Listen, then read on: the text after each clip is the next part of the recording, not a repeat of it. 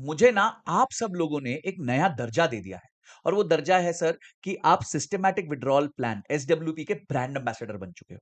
मेरी वो viral reel जो इंस्टाग्राम पे मेरे चैनल पे 13 मिलियन चली गई, इंटरनेट पे 100 मिलियन से ज्यादा चली गई। ऐसे कई यूट्यूब चैनल्स हैं जिसने उनके बाद एसडब्ल्यूपी की वीडियोस में इंट्रोडक्शन में मेरी रील को डाला है। वो जो है एसडब्ल्यूपी की रील एकदम वायरल हो चुकी है और इस वजह से लोग कहते हैं कि संजय सर जब भी हम आपको देखते हैं हमें एसडब्ल्यूपी की याद आ जाती है। तो जी हाँ, आज आपके लिए लेके आया हूं कि आप अपने लिए एक एसडब्ल्यूपी 2025 में कैसे क्रिएट कर सकते हैं। कौन से वो 5 म्यूचुअल फंड्स हैं जिसमें आप निवेश करके अपने लिए एक एसडब्ल्यूपी की जर्नी क्रिएट कर सकते हैं और बिना बॉस का चेहरा देखे, बिना ऑफिस जाए, एक फिक्स तारीख पे अपने लिए एक सैलरी निकाल सकते हैं जिसके लिए कोई मेहनत नहीं करनी पड़ेगी और हां, साल के एंड में इंक्रीमेंट भी मिलेगा। तो क्या आप ये जानना चाहते हैं? तो वीडियो के एंड तक बने रहना।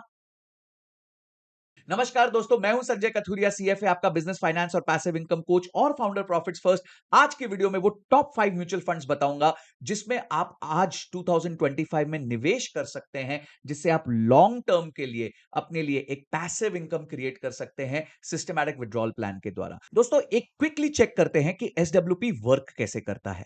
तो दोस्तों, ये एसडब्ल्यूपी कैलकुलेटर है म्यूचुअल फंड सही है की वेबसाइट पे। अगर आप अपनी इन्वेस्टमेंट वैल्यू, समझिए आपके पास 1 करोड़ रुपया है और 1 करोड़ रुपए से अब आप सिस्टमैटिकली विड्रॉ करना चाहते हैं। आपने तय किया कि भाई मैं साल का 6% विड्रॉ करूंगा, यानी महीने का 0.5%। अब 1 करोड़ का 0.5% होता है 50,000। 20 साल की अवधि रखी है, 9% का आपने रेट ऑफ रिटर्न रखा है। अब आप समझिए, आपका विड्रॉल रेट जो है आपके बचे हुए पैसे के कंपाउंडिंग रेट से कम है। इसको ऐसे सोचिए कि एक बाल्टी है, बाल्टी में एक पानी आ रहा है और पानी आने की स्पीड 9% है, पर उसी बाल्टी में छेद है, पानी जाने की स्पीड 6% है। यानी कि आपकी बाल्टी ना ही सिर्फ जो है खाली नहीं होगी, पर आपकी बाल्टी भरती भी रहेगी, क्योंकि आवन की स्पीड जो है वो जावन से ज्यादा है। तो ये जो है आपको फायदा देता है जब आप एसडब्ल्यूपी करते हो। अब वापस आते हैं अपने स्क्रीन पे, तो 20 साल में जब आपका बचा हुआ पैसा 9% पे कंपाउंड होता है, तो इसी 1 करोड़ रुपए में से आपने 1 करोड़ 20 लाख का विड्रॉल भी कर लिया और 20 साल बाद आपके पास फिर भी 2 करोड़ 64 लाख रुपए बच गए। पर अगर आप रेट जो है, यानी पानी आने का रेट 9% की जगह 4% हो गया और जाने का रेट अभी भी 6% है, तो धीरे धीरे आपका पानी खत्म होने लग जाएगा। 20 साल बाद आपने विड्रॉ कर लिया होगा 1 करोड़ 20 लाख रुपए और आपका जो कॉर्पस है वो 1 करोड़ से कम होके रह जाएगा 38 लाख रुपीस। 38 लाख रुपीस में आप सिमट के रह जाओगे। दोस्तों, ये तो गारंटी नहीं है कि जब भी हम एसडब्ल्यूपी करेंगे तो मार्केट उसके बाद क्रैश नहीं करेगी। हो सकता है मार्केट अचानक से गिर जाए। ये गारंटी नहीं है कि मार्केट हर साल ही 9% देगी। हो सकता है पहले मार्केट 2 साल तक 10-10% नीचे चली जाए, फिर आके 18-18% ऊपर चली जाए। इस चीज को हम कहते हैं सीक्वेंस ऑफ रिटर्न्स।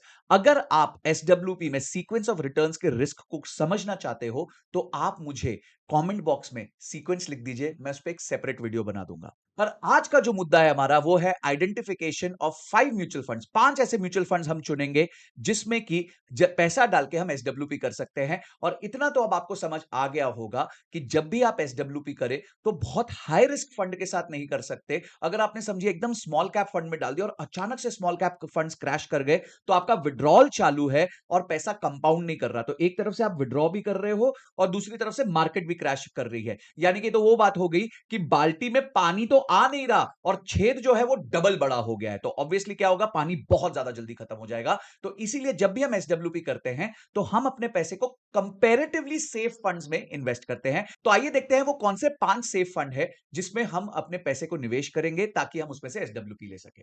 दोस्तों, इन फंड्स को मैंने 2 कैटेगरीज में बांट दिया है। एक मैंने बॉन्ड कैटेगरी में बांट दिया है और दूसरा मैंने हाइब्रिड कैटेगरी में बांट दिया है। जो बॉन्ड कैटेगरी के फंड्स हैं वो बहुत ज्यादा सेफ होते हैं क्योंकि वो बॉन्ड्स में निवेश करते हैं, जिसके मैं 2 एग्जांपल्स आपको दूंगा। और जो हाइब्रिड फंड्स होते हैं उसमें 65% इक्विटी में इन्वेस्टमेंट होता है और करीबन 35% जो है वो बॉन्ड्स में, यानी कि डेट में इन्वेस्टमेंट होता है, जो कंपैरेटिवली सेफ होता है। तो इन दोनों में मैं आपको टॉप 5 फंड्स बताऊंगा और उन 5 फंड्स में आप डालेंगे पैसा तो आप आराम से एसडब्ल्यूपी कर सकते हैं और आपकी बाल्टी जो है वो झमझम झमझम भरती रहेगी और उसमें से आप आराम से अपनी एसडब्ल्यूपी निकालते रह सकते हैं।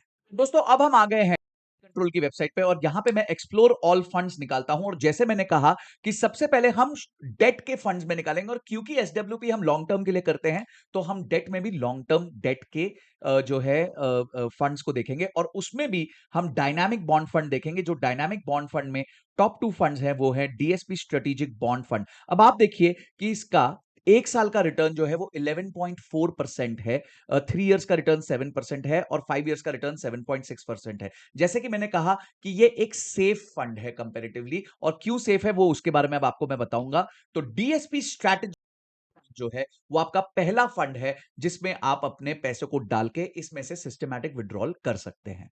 अब अगर आप ये देखें, तो इस फंड ने अपने जो बेंचमार्क है उससे ज्यादा बेटर परफॉर्म किया है। बेंचमार्क ने साल का 9.45% रिटर्न दिया है और इस स्कीम ने 11.36% रिटर्न दिया है।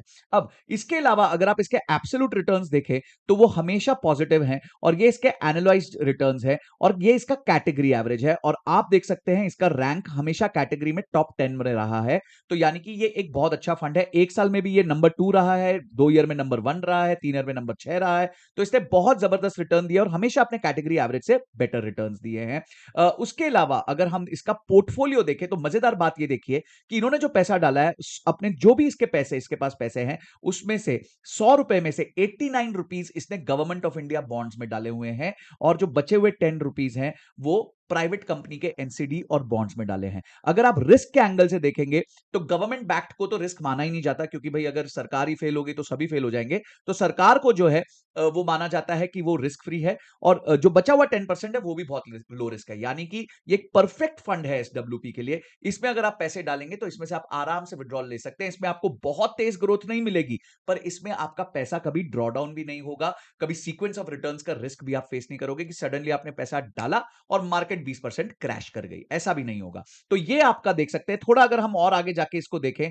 और देखें कि इन्होंने एनसीडी बॉन्ड्स किस किस के लिए हैं, तो थोड़ा और हमारे को समझ आएगा। अगर आप रिस्क रेशियोज के हिसाब से देखें तो इसकी कैटेगरी एवरेज के हिसाब से ये बेटर रिस्क एडजस्टेड रिटर्न्स दे रहा है, और सारे रेशियोज के हिसाब से ये ठीक ठाक परफॉर्म कर रहा है। तो आइए देखते हैं कि इन्होंने और किस तरीके के इंस्ट्रूमेंट्स में पैसा डाला हुआ है। तो ये देखते हैं, ये देखिए सारा government of India, state bank of India, government of India. अब अगर इन्होंने एनसीडी भी खरीदा तो किस स्टेट बैंक का खरीदा है, बैंक ऑफ इंडिया का खरीदा है, पावर फाइनेंस को, यानी कि इन कंपनियों को इस म्यूचुअल फंड ने लोन दिया है। तो ऑटोमेटिकली इसकी रेटिंग्स देखेंगे तो सुपर्ब रेटिंग्स है, double triple A, double A plus, ये सारी हाई रेटेड है। टाटा कैपिटल को पैसा दिया हुआ है, यानी कि हमें बहुत कम रिस्क है। तो ये एक फंड मैं आप सबको रेकमेंड करना चाहूंगा जिसका नाम है DSP strategic bond fund direct plan. तो आप इस फंड में निवेश करके अपनी एसडब्ल्यूपी की जर्नी को स्टार्ट कर सकते हैं। दोस्तों, जो दूसरा फंड है जिससे हम एसडब्ल्यूपी कर सकते हैं वो है कोटक डायनामिक बॉन्ड फंड।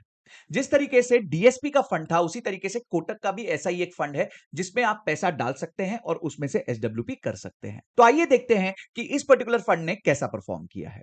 तो अगेन हम मनी कंट्रोल की वेबसाइट पे जाते हैं, तो फंड साइज है वो करीबन 2800 करोड़ रुपए का है, और इसमें वापस हम देखेंगे तो इसने अपने बेंचमार्क ने दिया है 8.97%, कैटेगरी एवरेज ने दिया है 10%। यानी कि अपने आप को जिससे ये कंपेयर कर रहे हैं, जिस बेंचमार्क से कंपेयर कर रहे हैं, वो तो 8.97 दे रहा है, इनके आजू बाजू के सारे जो फंड्स हैं वो मिलकर 10.04 दे रहे हैं, और ये भाई जो है वो रॉकी की तरह 11.2% दे रहा है। तो यानी एक बहुत जबरदस्त फंड है। इसने हमेशा अपनी कैटेगरी में ये भी हमेशा टॉप 10 के अंदर अंदर रहा है। 1 साल में इसने भी 11.2% का रिटर्न दिया है, 2 साल में 9.34% का एवरेज रिटर्न दिया है। तो अच्छे रिटर्न्स इसने भी प्रेजेंट किए हैं, और इसमें भी अगर आप देखें तो इसमें गवर्नमेंट ऑफ इंडिया में थोड़ा सा कम पैसा डाला है अगर आप पिछले डीएसपी के फंड से कंपेयर करें, और जो लो रिस्क बॉन्ड्स है उसमें ज्यादा डाला है। आइए देखते हैं इन्होंने कौन से कंपनीज के बॉन्ड्स में पैसे डाले हुए हैं। तो यहां पे आप देख सकते हैं कि कोटक ने मुथूट के एनसीडी में पैसा डाला है, बॉन्ड्स में पैसा डाला है, एचडीएफसी बैंक के डाला है, टाटा स्टील के डाला है, डाला है, बजाज फाइनेंस के डाला हुआ है, रूरल इलेक्ट्रिफिकेशन कॉर्पोरेशन में पैसा डाला हुआ है। तो इस तरीके से बाकी जो है इन्होंने गवर्नमेंट को डायरेक्ट पैसे दिए हैं। तो गवर्नमेंट जब पैसा लेती है तो म्यूचुअल फंड्स डायरेक्ट जो है गवर्नमेंट को भी पैसा देते हैं, और इस तरीके की अच्छी कंपनीज को, बड़ी कंपनीज को भी पैसा देते हैं जिनको कैपेसिटी एक्सपेंशन या बिजनेस के लिए जो है डेट चाहिए होता है। तो दोस्तों, अभी तक जो दो फंड्स हमने डिस्कस किए उसमें इक्विटी का तड़का बिल्कुल नहीं था। बात समझ आ रही है तो चैनल को फटाफट सब्सक्राइब कर दो, घंटी दबा दो, वीडियो पसंद आ रही है तो उसको लाइक कर दो। तीसरा जो फंड है वो है DSP equity and bond fund. अब जैसे नाम में पता चल गया, इक्विटी एंड बॉन्ड फंड, तो आइए इसको स्टडी करते हैं कि इसमें जो पैसा है वो कितना इक्विटी में लगता है और कितना बॉन्ड्स में लगता है। तो अब आप मेरे स्क्रीन पे देख सकते हैं, ये है DSP equity and bond fund, और इसका जो एयूएम है वो है 10,610 करोड़ रुपए। मजेदार बात यह है, ये अग्रेसिव हाइब्रिड फंड है। इसमें 69% इन्वेस्टमेंट जो है वो इक्विटीज में है, और जो बचा हुआ पैसा है वो डेट में है। उसमें से भी 34% जो है वो लार्ज कैप में है, 10% जो है वो मिड कैप में है, और 9% के आसपास स्मॉल कैप में है।